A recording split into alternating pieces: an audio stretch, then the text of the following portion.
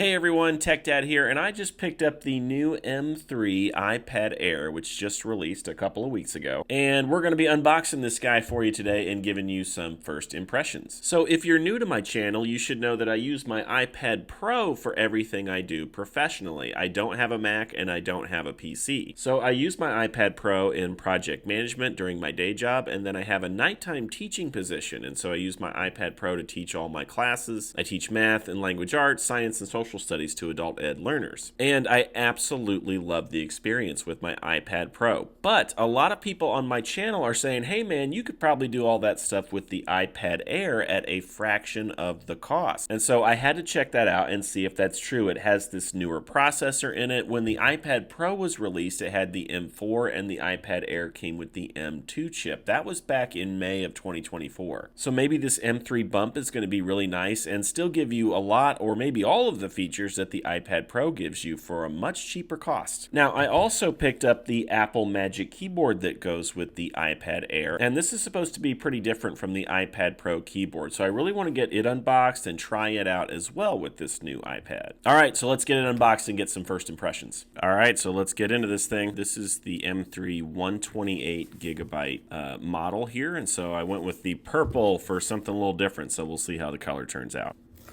Pull tabs. My favorite part is taking this piece of paper off. There's that color. Yeah, it feels great in hand, of course. I think the color looks better in person than maybe on camera. I'm not sure the camera's doing it justice, but the colors are more subtle than the base model iPad. I just picked up the base model iPad and I got the pink version, and the color is very vibrant and bright. And this one's just more subtle, very similar to the iPad Mini. All right, let's see what else we got in here. Got the paperwork.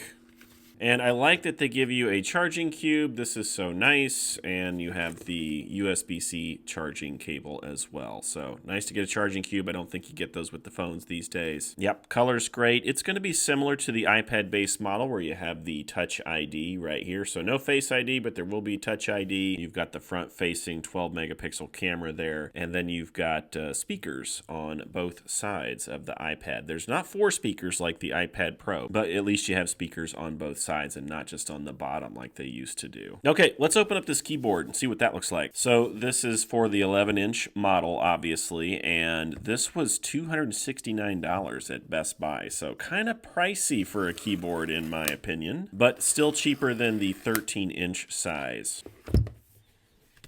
Okay. Packaging is always high quality with Apple. I love their packaging. All right, so I got the white keyboard. I thought it would go well with that purple. Yep, so it's super light, and so far it's looking pretty similar to the iPad Pro version where you've got this bending shell on the back. The iPad will magnetize to it. There's a spot for the camera. I'm going to get a closer deep dive of this keyboard and see how it feels. But yeah, you should just be able to magnetize the iPad to it.